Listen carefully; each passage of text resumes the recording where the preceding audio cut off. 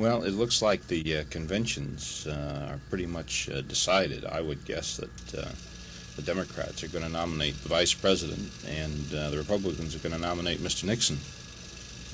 That's certainly the best information we've got about it at this point, and it doesn't look like there's going to be anything standing in their way. You don't think either Mr. McCarthy on the Democratic side or Mr. Nixon on the Republican side, and Rockefeller, or Rockefeller on the Republican side would stand a chance? No, I don't think so. All the delegate counts I have seen indicate that, in all probability, it's going to be Humphrey and Nixon. There's been some talk in this area concerning our own governor, John Connolly's chances as vice president. How do you feel about this? Well, my guess is that if the vice president is the nominee, he's going to look around and see some way to keep the Democratic coalition together. And the main source of disaffection at this point in the Democratic coalition comes from three sectors of the population, it seems to me: the urban poor, youth, and the intellectual community. And my guess is that Governor Connolly wouldn't be regarded as representing any of these three groups, and my guess would be that the vice president would try and find somebody from the urban east, which is, of course, not where he's from, to balance his ticket. So I would guess, that being the case, Governor Connolly's chances wouldn't be terribly strong.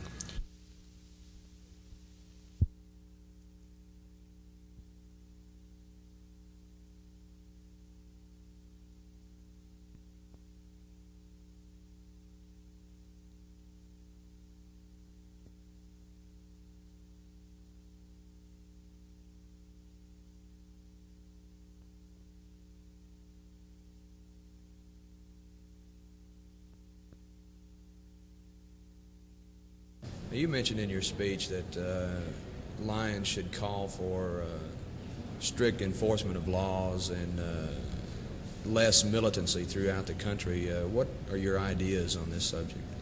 Well, we have several programs coming up this next year that will be working in this regard. We will be working with Vice President Humphrey on the President's Council on Youth Opportunity to try to instill into the youth of the nation their need to be patriotic and to obey the laws and not to participate in riots. We're going to have all types of youth programs. We will have 1 month that is completely devoted to law and order in all nations around the world. So we hope that we can accomplish something through these programs.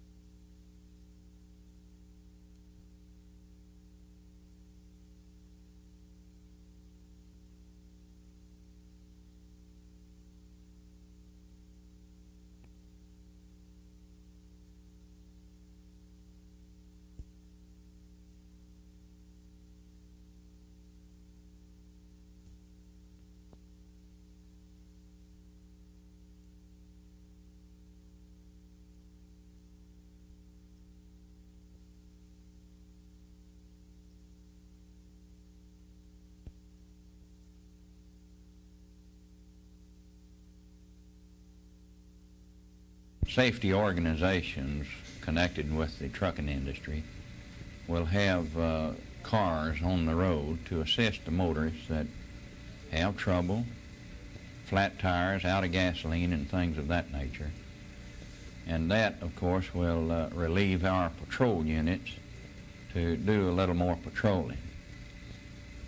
And then, too, we have all of our license and weight patrolmen, our motor vehicle inspection patrolmen will work regular patrol during the holiday period. How many extra people do you estimate the Department of Public Safety will have on the highways for the weekend? About 300. Now, is this in just this area or the entire No, this state? is statewide.